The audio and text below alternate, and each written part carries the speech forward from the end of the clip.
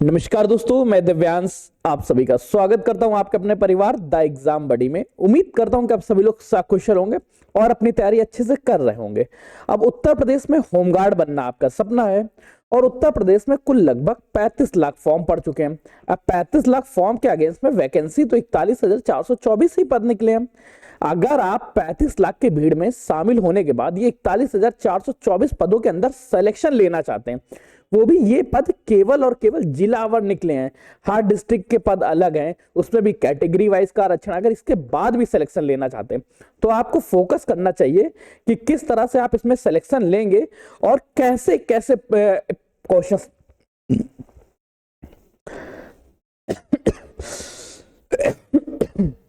5 4 3 2 1। नमस्कार दोस्तों, मैं दिव्यांश आप सभी का स्वागत करता हूं आपके अपने परिवार द एग्जाम बडी में। उम्मीद करता हूं कि आप सभी लोग सकुशल होंगे और अपनी तैयारी अच्छे से कर रहे होंगे। है क्या बेटा, उत्तर प्रदेश अधीन सेवा चयन आयोग। नमस्कार दोस्तों, मैं दिव्यांश आप सभी का स्वागत करता हूं आपके अपने परिवार द एग्जाम बडी में। उम्मीद करता हूं कि आप सभी लोग सकुशल होंगे और अपनी तैयारी अच्छे से कर रहे होंगे। आप लोगों को पता होना चाहिए, अगर आपने उत्तर प्रदेश होमगार्ड का फॉर्म भरा है तो इसमें लगभग 35 लाख फॉर्म पड़ चुके हैं। 35 लाख फॉर्म के अगेंस्ट में पदों की संख्या केवल 41,424 है। अगर आपको भीड़ में शामिल नहीं होना है, आप चाहते हैं कि अगले साल वर्दी पहनने के लिए, वो भी वर्दी पहन के अपने जिले में ही रहना चाहते हैं, तो इससे अच्छी तो नौकरी बनी ही नहीं है। एक तो आपको अपना होम डिस्ट्रिक्ट मिल जाएगा जहां पे आप हैं, आपके डिस्ट्रिक्ट में रहते हुए भी आपको ड्रेस जॉब मिलेगी और ड्रेस जॉब के साथ ही साथ केवल 8 घंटे की जॉब होती है। 8 घंटे बाद आप फ्री हैं, आप किसी भी एग्जाम्स की तैयारी कर सकते हैं। जैसे आप इसके साथ में रहते हुए किसी एग्जाम्स की तैयारी करना चाहते हैं तो ये परफेक्ट जॉब है। अब होमगार्ड बनने के लिए सबसे ज्यादा जरूरी चीज क्या है, इसके स्टेप को समझने के लिए अब हम लोग आगे चर्चा करेंगे कैसे आप इसमें सिलेक्शन ले सकते हैं और इस सिलेक्शन के क्रम में क्या क्या बाधाएं आने वाली है।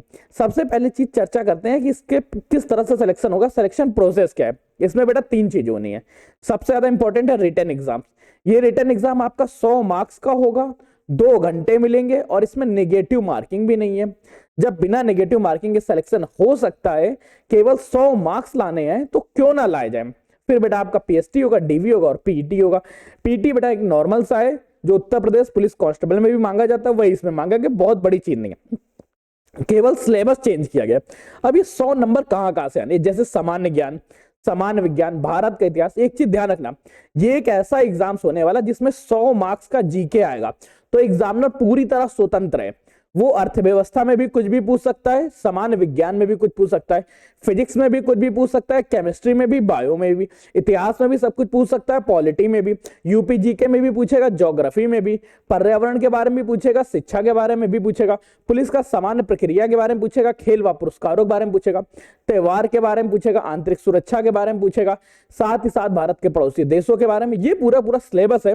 पर सबसे इंपॉर्टेंट चीज ये कि सिलेबस के बारे में वो 360 डिग्री पूछ सकता है, क्योंकि अब वो बंधा हुआ नहीं है कि पूरे सिलेबस में सिर्फ 25 क्वेश्चन पूछने या 30 क्वेश्चन पूछने या 20 क्वेश्चन ही पूछने। उसको पूरी तरह डिटेल्ड, एकदम आजाद मानव है।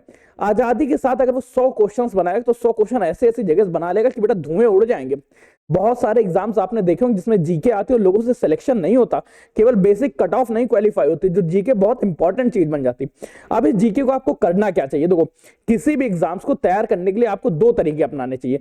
सबसे पहला जो तरीका रहता है कि आपको पहले उसके डिटेल टॉपिक्स पढ़ने चाहिए।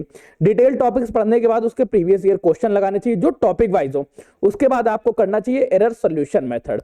अब ये एरर सोल्यूशन मेथड क्या होता है, ईएसएम क्या है, इसके बारे में बेटा चर्चा करने के लिए मैंने एक वीडियो बिगाड़ रखी है, उसको देख लीजिएगा डिस्क्रिप्शन में। मैं आपको यहाँ पे एक बेसिक तरीका बताता हूँ। पहले इसके 100 दिन के प्लान के बारे में चर्चा करते हैं, जो कि आपको उत्तर प्रदेश में होमगार्ड के बैच में, सुरक्षा बैच में मिलेगा। इस बैच को बेटा लेना कैसे है, डिस्क्रिप्शन में जाइएगा, एक एप्लीकेशन का लिंक लगाओगा द एग्जाम बडी। अगर ये ऐप आपके पास डाउनलोड है तो बेहतरीन है। इस ऐप में बेटा सुरक्षा बैच के नाम से आपको सेक्शन दिखाई दे रहा होगा, इससे बेटा जुड़ जाइएगा।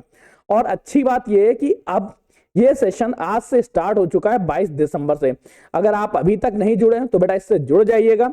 और आप लोगों के लिए एक बेसिक प्लान है, इसकी फीस को बड़ी कोड के साथ आप केवल 99 रुपीज में ले सकते हैं और ये केवल और केवल ओनली फॉर आज के लिए बचा है 22 दिसंबर के लिए।